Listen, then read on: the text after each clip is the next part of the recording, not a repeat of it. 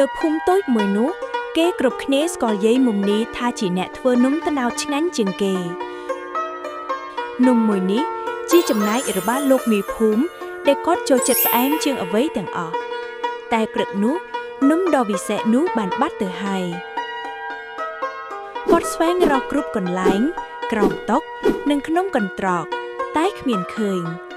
លោកមេភូមិមកដល់ហើយទាំងឃ្លាននំផ្អែមរបស់គាត់យាយមុំនេះប្រាប់គាត់ពីដំណឹងអាក្រក់គាត់ស្រែកយំយ៉ាងខ្លាំងដូចក្មេងអញ្ចឹង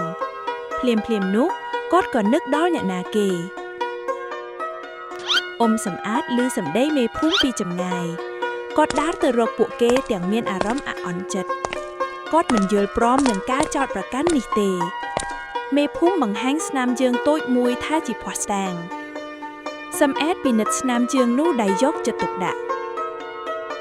ស្រាប់តែគំនិតដ៏ឆ្លាតវៃមួយបានផុសឡើងក្នុងចិត្តរបស់គាត់ខ្សឹបប្រាប់យាយមុំនេះពីអ្វីដែលគាត់ត្រូវការយាយមុំនេះក៏ជួយគាត់រៀបចំរបស់ដែលត្រូវប្រើអ៊ំសំអាតក៏ចាប់ផ្ដើមស្វែងរកនៅជុំវិញផ្សារគាត់ឈរលបមើលក្បាលស្រះទឹកភូមិ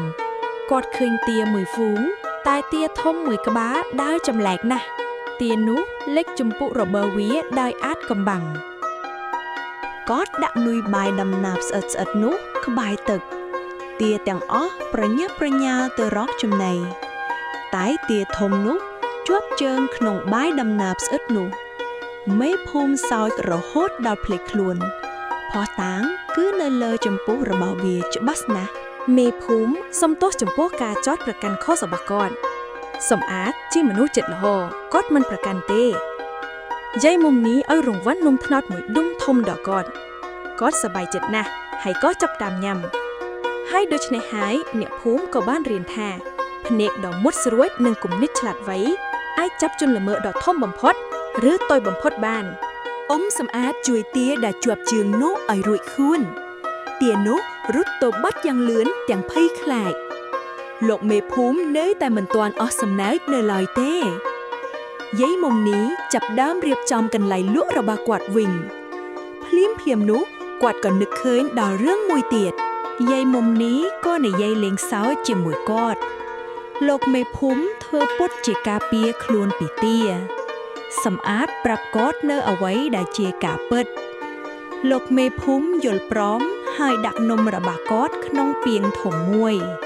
ព្រះអាទិត្យចាប់ផ្ដើមឡើងខ្ពស់ហើយរឿងរ៉ាវនំត្នោតក៏ចប់ហើយអ្នកភូមិម្នាក់ឈ្មោះខឹមក៏មកសួរពីរឿងចៅទា